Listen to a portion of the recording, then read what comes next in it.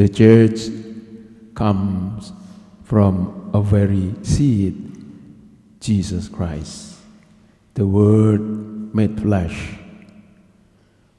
But the church grows in many fields and through different ways.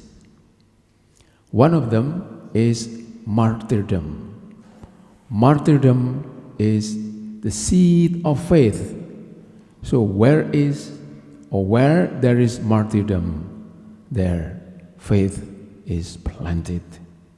Today we celebrate the martyrdom of Saint Stephen. So let us talk about Saint Stephen and his death. The first martyr for the Christian faith. The story in the Acts of the Apostles shows us something really powerful. Where does a believer's strength in the face of death actually come from? Stephen's story doesn't start with him being weak. No, it starts with him being full of God's grace and power, doing wonderful things among the people. But that power made some people really angry, and that opposition led to his final stand. Here's the surprising thing. That kind of courage isn't really our own. It doesn't come from human bravery or clever words. It comes from God's own life filling a person up.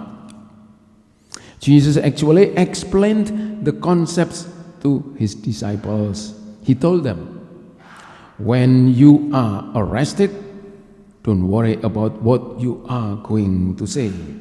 It won't really be you speaking. It will be the Spirit of your Father speaking through you. Stephen's last speech is a perfect example of this promise in action. When he was put on trial, he didn't just show a personal defense. He gave a powerful, Spirit-filled history lesson about God's work. And he even ended by describing a vision of heaven open before him. Where did that boldness and courage come from? The Holy Spirit. And each one of us who are baptized, we have been given the Holy Spirit. So the power we see in martyrdom is really God's grace at work. In so many limited, weak human beings, God works wonderful things. It is the same grace that empowered Stephen to serve, now holding him up in sacrifice. This grace changes the greatest human weakness into the greatest power for God's truth. A martyr doesn't just die. They testify through their death.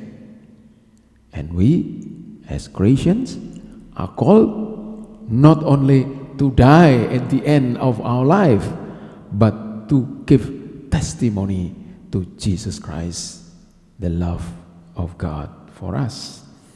Their win isn't escaping death, but showing that even death cannot silence the Spirit speaking through a life given to God. In the end, Stephen died a lot like Jesus did, even praying for the people killing him. His story shows us that the source of a martyr's strength is the Holy Spirit living inside them. It shows God's power to take the worst the world can do and use it to shout about His kingdom. Wonderful. for us Christians, even death can still speak about something, even a very marvelous message. And the most comforting part, this story is a promise to every Christian, each one of us. If we are ever called to stand for our faith, even when it is hard, even to the point of death, we are not alone. And we will not be the first one. We only number such and such. Because before us, there are so many that have given their lives for the testimony of God's love, God's made flesh, Jesus Christ.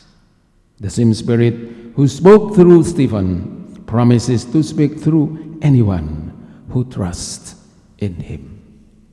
The question is, do we as Christians really trust God in our lives?